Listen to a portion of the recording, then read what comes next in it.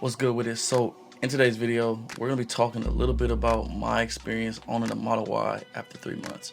Now I've driven this car probably a little bit over 1,500 miles, and I actually have experience with Tesla because I'm coming from a Model 3 to a Model Y. So let's talk about it.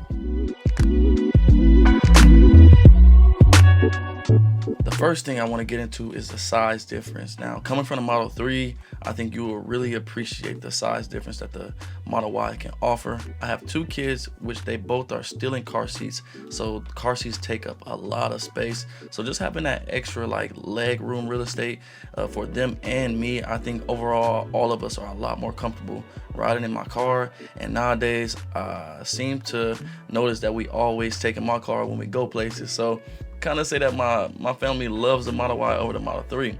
Now my wife has a Model 3 and I still have my Model 3, but we always take my car. And I found myself enjoying driving again. I think my Model 3, I was so cramped, I had to squeeze in just to get in my car. Didn't have enough leg space. Now aesthetically, I love my car. It was exactly what I needed it to be, and I think I did everything that I could to the car that I would like to do to it, but I think the space is just what it was lacking. Now with my Model Y, I enjoy the color, I enjoy the space, I enjoy the leg room, the head room, I enjoy how I sit higher.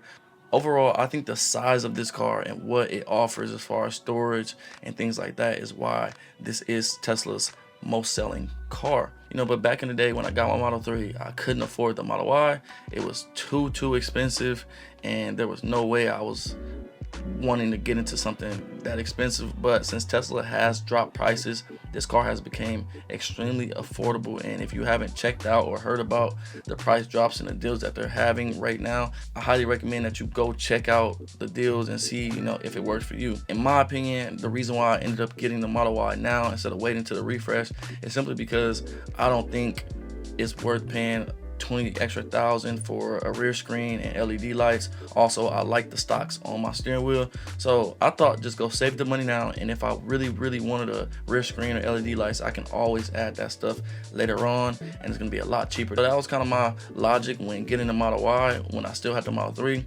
but it is what it is. The next thing I want to talk about is the tires. Now this time around, I opted in to get the Uber turbine wheels. When I had my Model 3, I got the standard wheels and then swapped those out for 20-inch custom rims from, I think Niche. I think that's the name of the company. And I got like a gunmetal rustic color that's like very limited and very hard to get, and I really love those rims. But this time around, I wanted to go with the Uber turbine. I think these wheels have always had like a place in my heart. I've always loved them. I know that they really don't necessarily make your Tesla stand out, but for some reason I just had the itch to get them, and I just had to. And if you get them when you get your Tesla, you save way more money than what they sell them. There is one issue that I have with the wheels. I like to clean my car pretty much like once a week or once every 2 weeks, and the wheels are a focal point for me. I really enjoy cleaning the wheels, and I like seeing a clean wheel. But the Uber turbine wheels, so they have like this indentation right on the inner face of the rim, and it traps water. I don't know if they meant to make it like that or if that's like an aerodynamic thing, but that is very hard to clean and keep clean. So essentially, if you can imagine, you have the face of the rim and then you have the inner rim, right? But right along that is like this indentation that traps water in. So it's extremely, I won't say extremely, but it's a lot harder to keep clean and to clean. And I think that's one thing that I've disliked about the wheels. Now I've found workarounds and I've found ways to get the job done. It's definitely a hassle, and for me, I would 100% much rather just clean the outside of the rim, the tire, and then the inside. I don't want to have to worry about an indentation that traps water. I don't know, I feel like that just actually kills the efficiency of the car. I don't know, it's just one of those weird things that I've noticed about the wheels, but overall I really enjoy the look. I don't mind the range drop off because I have a charger at home. Right now I'm just kind of enjoying the car for how it is, and then anything I want to do aesthetically as far as like wrapping and things like that, I'll do that later. So the next thing that I've noticed after having this car for 3 months is the accessories cost. Now comparing it to my Model 3, most accessories do cross port, or most companies do have you know, Model 3 and Model Y accessories neck and neck, but the Model Y accessories are a lot more. And you know, that's to be expected. It's bigger parts, more space needs to be covered and things like that. So I think that's one thing that I've kind of not liked. My pockets didn't like it for sure.